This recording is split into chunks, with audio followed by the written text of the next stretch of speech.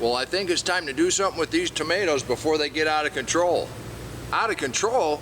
It's a chaos garden. What are you talking about, out of control? But these are sprawling all over the ground. So let's go ahead, and we're gonna go ahead and throw a trellis on here and get this standing up and clean up some of the suckers, I think.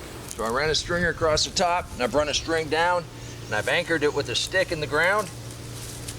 I've also identified the main part of the plant, which is here, and this is gonna be a cherry, it looks like. But if you look at all these bottom leaves, go ahead and start cutting those off. They don't need any part of that. There's a lot of bug damage there. I probably should have done this earlier. You take out any lower suckers. And I got another tomato right here that I'm gonna have to do something with. We'll get at that in a second. Like this leaf. Well, that's a flower. I'm gonna go ahead and leave that on there. And then just start trellising it. If that gets that up off the ground, that opens that up. And then we take a look at this one. Its main stalk is right here. It's pretty much underneath the wire I have here, so we'll go ahead and trellis that off of that. Take it down, that gives me plenty. Find a stick in the deep mulch. Oh, here's a stick. And the deeper you can get your stick, the better off you're gonna be. When it's shallow and if that soil gets soft, it can pull out. You see how easy that sticks down in there. Okay, so let's identify the main stalk. It's right here. I'm gonna take all this lower stuff off. I'm just gonna be aggressive. I'm just gonna get rid of it so we can see what we got going on here. It doesn't need any of that.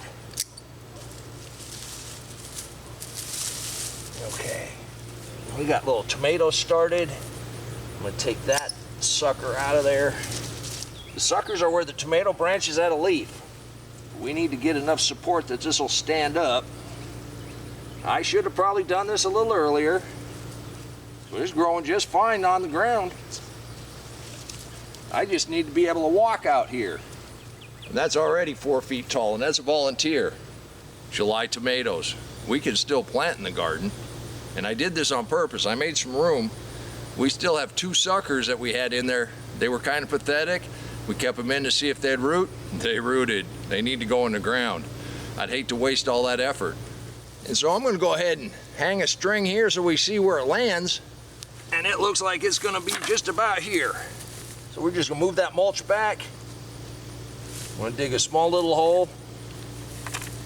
We'd have done this yesterday, but it rained most of the day. Anytime you're gonna have weather in July that's below 90 degrees, you gotta take it. And look at that, right there at that split. It definitely rooted. I'm gonna go ahead and plant it just like that.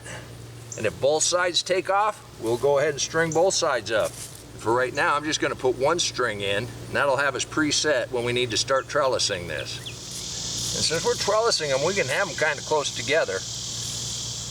I'm gonna dig this one a little deeper.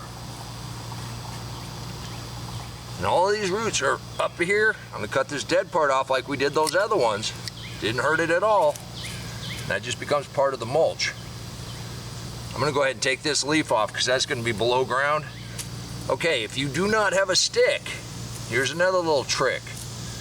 You can put your string in the hole with your tomato. Those roots will go ahead and root down around it. It'll be just fine. Look at that. Get that nice soil in around there. Snug that down. Now we're preset.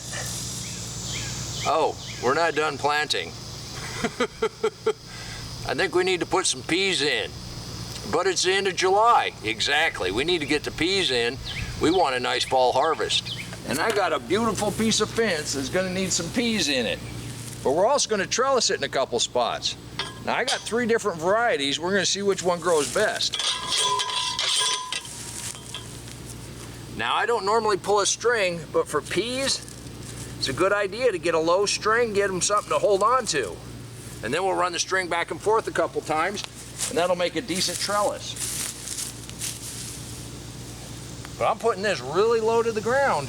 Very low to the ground and as tight as you can get them. But it's still tight enough, I think. Those first little peas will have something to hold on to. This pea Alaska is supposed to mature in 56 days. We'll see. So we'll plant one row of that. I guess that's about all I'm gonna have is one row. I am gonna space these out a little bit. You know me and spacing. I'm just barely poking these down. Good soil contact. That's all you really need. I'm trying to get them kind of underneath this wire. And I am gonna scatter just a little bit of mulch back over them. They should start popping up in just a couple days. We'll see what we get. And I got this beautiful fence that's gonna need some peas on it. And we got some green arrow. And these green arrows are supposed to come up in 65 to 75 days. We'll see what we get there. So I am only gonna put them a little bit apart. Some of them might land a little closer than others. We'll see what we get. With just a little bit of this hay back over here. It'll hold that moisture. No, we're not quite done planting, but I want to take a look at a couple of these butternut squash while we're over here. This tendril is starting to dry up, and this leaf is showing a little bit of wear, but it's still got a few days. Over here through the asparagus, this leaf right here is gone. This tendril is pretty much going. I don't want a critter to get this one, so I'm gonna bring this one in. And this one right here, its leaf is gone. We could probably leave it out here another day or so, but its tendril's good and dried up. I'm gonna take it off. That is beautiful, and I don't want a critter to get that. Now this little one, it's still got a pretty decent leaf. But you can see some of the sweet potato leaves have been eaten. That's Chubby's been in here. Well, let's get the rest of these peas in the ground. I have to admit, I was out here a little before you got here. I went ahead and raked the mulch back. And I kind of put this here because I got a little amaranth started right here, and I may want to use this post to help hold that up.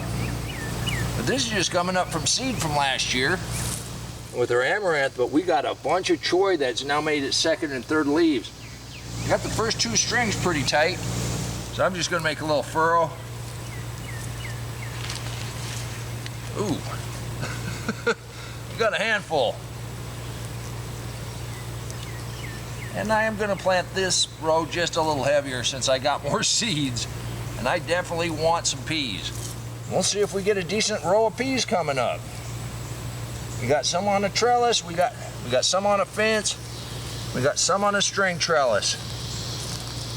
You can experiment, and it's good to experiment. Both of these will work. Thing about a fence is you don't have to add any more. Thing about a string trellis, as they start growing, we're gonna want to continue to give them some support. Now with your peas, you could go ahead and start them in cells and then bring them out individually and space them out.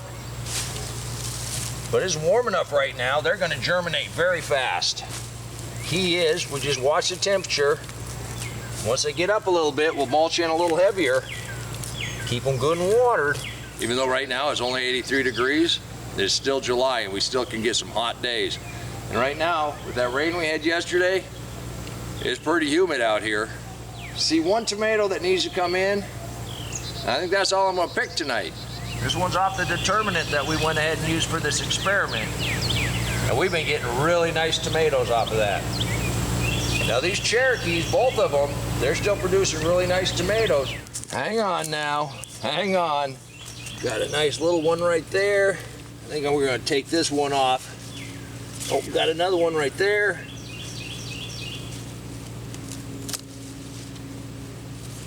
That is gorgeous. That is wonderful. All right, 1 week left in July. We cleaned up a couple volunteer tomatoes. They're gonna go ahead and produce for us. We got the last two suckers that we rooted, they're in. We got 3 different kinds of peas in, and we'll see which one does the best for that. And then just for good measure, we got a nice zucchini, a couple butternut squash. This tomato will be ready in a day or two, but the counter's full of them that are vine ripe. I'm telling you, you can do this too. I'm gonna go to the house and have some dinner. Till next time, take care of yourself, take care of your family, and God bless you. Come on, let's plant. Let's go plant garden.